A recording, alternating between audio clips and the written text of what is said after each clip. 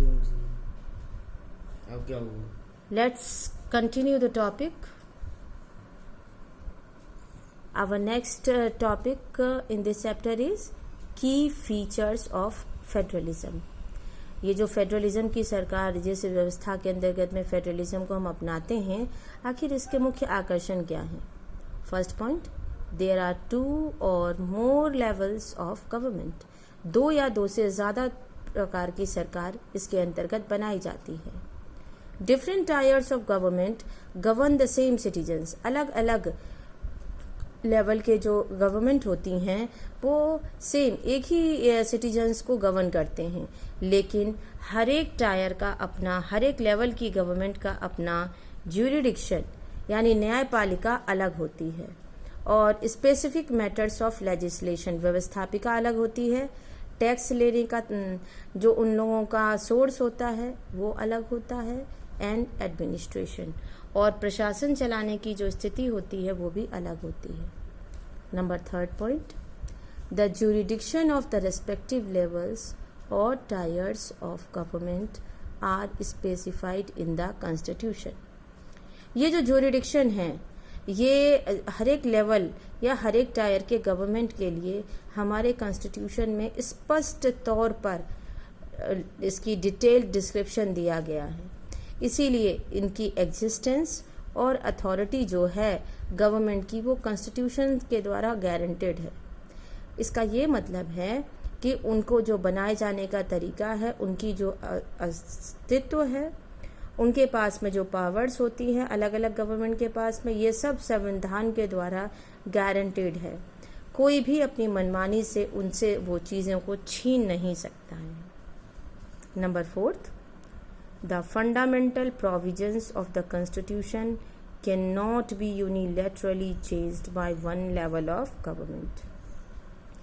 Constitution की जो मूलभूत नियम कानून हैं उनको कोई एक लेवल की गवर्नमेंट अपने मन से अकेले बदल नहीं सकती है. इस तरह के चेंजेस करने के लिए उन्हें कंसेंट का मतलब होता है सहमति. Such changes require the consent of both the levels. दोनों लेवल के गवर्नमेंट की, चाहे वो सेंट्रल हो या स्टेट हो, दोनों लेवल के कंसेंट मिलेंगे, सहमति मिलेगी, तभी जा करके हम संविधान में कोई भी परिवर्तन कर सकते हैं. Okay. Next 5th point, courts have the power to interpret the constitution. न्यायपालिका के पास में ये अधिकार है कि वो संविधान के पावर्स के बीच में आकर के अपनी बात रख सके. And the powers of different levels of government. साथ ही साथ जो पावर्स दोनों लेवल के गवर्नमेंट को मिले हैं उसमें भी आवश्यक पड़ने पर वो अपनी राय रख सकता है. Highest court acts as an umpire. हमारे देश में हाईएस्ट कोर्ट कौन है? Supreme court. सुप्रीम कोर्ट जो है वो एक एम्पायर की भूमिका निभाता है. अगर कोई भी डिस्प्यूट मीन्स झगड़ा, अगर कोई भी झगड़ा होता है अलग अलग लेवल की गवर्नमेंट के बीच में, उनके पावर्स को एक्सरसाइज करने के लिए या अपने अपने पावर के संचालन के लिए अगर वो आपस में झगड़ते हैं तो सुप्रीम कोर्ट बड़ी आसानी से उनके झगड़ों को सुलझाने का काम कर सकता है. Number 6, source of revenue for each level of government are clearly specified to ensure its financial autonomy. अब भाई चाहे वो केंद्र की सरकार हो या राज्य की सरकार हो, सरकार चलाने के लिए तो दोनों लेवल की गवर्नमेंट को पैसा चाहिए.